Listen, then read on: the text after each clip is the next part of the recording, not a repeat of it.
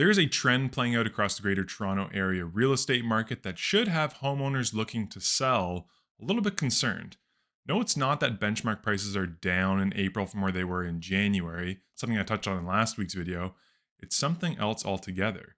It's the percentage of properties that are selling for below the asking price. Hey, if you're new here, my name is Marsiglio. I'm a sales representative with Valerie Real Estate, Canada's first ever AI-powered brokerage. On this channel, my goal is to dive into the numbers and bring you up-to-date information as to what is happening with Greater Toronto Area real estate, so you're not left waiting around for that monthly report that comes out from the Toronto Regional Real Estate Board. If it's the type of content that interests you, consider liking this video, especially if you get some value out of it, and subscribing to the channel so that you don't miss anything going forward. In today's video, we're going to touch on the trend that is developing before our eyes of properties selling for below the list price. Before we get into things, I just want to really hammer home the point that the list price of a property is just a marketing tool. It's meant to attract buyers in a certain price range in a certain area to come look at your home and hopefully bring your seller an offer. It's not always reflective of market value, but as you know, in the past, we've been seeing properties selling for over asking. It was a big marketing tactic from real estate agents, and that has kind of run its course. Let me show you what I'm talking about. Here is a line chart of how many properties have sold for 99% of the list price or less on a monthly basis since the start of 2020. You can see that this first spike here was the beginning of COVID. That was the shutdown. April 2020 is, the slowest sales volume April that we have seen ever. This is actually the second slowest sales volume April that we've ever seen in 2025. But you can see that from that spike, a lot more properties were selling for over asking, meaning a lot fewer were selling for under asking, up until we saw interest rates start to rise. And then the trend just really flipped, where we were seeing, in the latter half of 2022, around 70% of all properties were selling below the asking price. That number came down in the spring market of 2023. It came down in the spring market of 2024. But if you're hoping for that same drop in 2025, you've been sadly disappointed. Since July of last year, we haven't seen this number drop below 60%. And just to give you some context for April's, here's what all the April numbers look like. So in 2020, 64% of properties sold for 99% of the list price or less. 2021 and 2022, the markets were still hot at this time. It was 25.6% and 27.4% respectively. Then the number creeped up to 43.6% in 2023, 52.9, almost 53% in 2024. And now April of 2025, we saw 66.2% of listings that sold sell for less than the asking price. As you know, on this channel, I do present a lot of numbers in the aggregate, but I always try to distill it down a little bit more for you, breaking it down by either 905 versus 416 or freehold versus condo properties. And luckily for you in this video, I have both. So let's dive into those numbers. The freehold market has proven to be slightly more resilient than the condo markets. That's a spoiler alert for where we are going. And as you can see, it's still not great. I've broken this down by 416 freehold properties, that's the black line, and 905 freehold properties. I've done the same exercise going all the way back to January of 2020 to see where we land now. Just at a glance, quickly, you can see that we are seeing kind of higher troughs and higher peaks as we kind of move through time on this chart. And again, to compare this April to the April of the pandemic, you can see that in the 905, we had about 64% of properties, freehold properties in April, sell for less than the asking price. Compare that to 67% in the first month of the pandemic when really nobody knew what was going on. On the 416 freehold side, so Toronto proper, we're including areas like Etobicoke, North York, Scarborough, in this black line, it was just shy of 53% of properties that sold for under the ask price on the freehold side this past April, compared to 60.3% that sold under asking in April of 2020. Now, this number tends to spike in December, November, so late in the year before coming down as you enter the spring market. You can see that back at the end of 2023, this number reached all the way up to about 75%. So, 3 out of 4 properties were selling for under the asking price.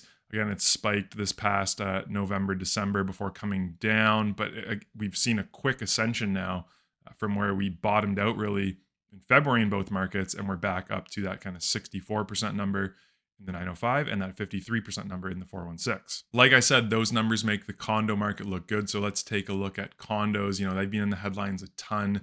A lot of new construction coming to the resale market now as completions happen. people looking to assign these properties that are forced to bring it to market after not being able to kind of sell it maybe for a number they wanted to prior to closing.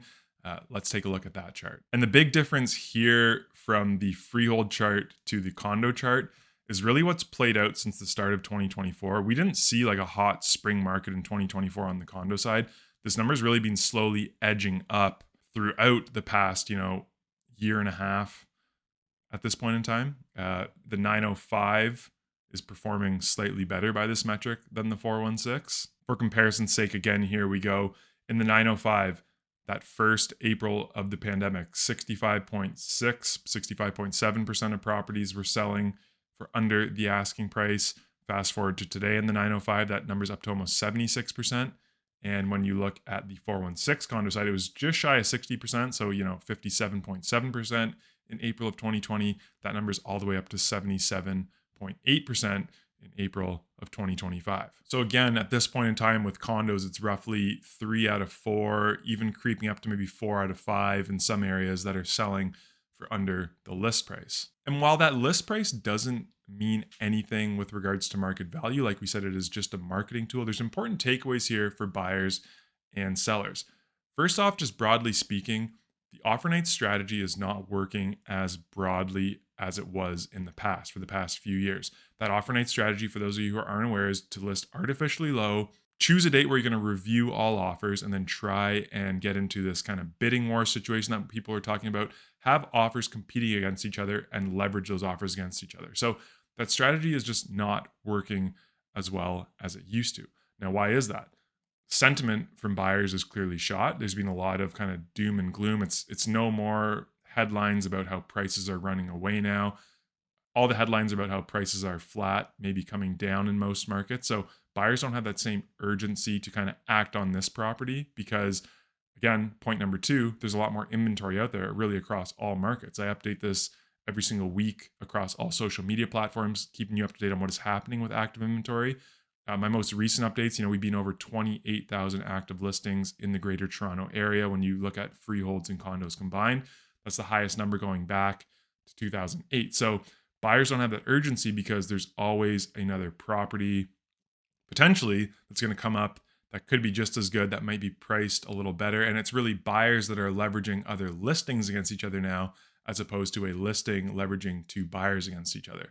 So for buyers, I think this is important information to take in because, again, it's just kind of reaffirming that you don't need to act with that maybe same urgency, broadly speaking, on the aggregate. Sure, it's going to work for some properties. I'm not saying that the offer night strategy doesn't work anymore ever, but really it's that move-in ready property in an amazing location and usually at a bit lower entry level price point where you have a lot more buyer competition. So those are the markets that you may still need to be wary about the offer nights.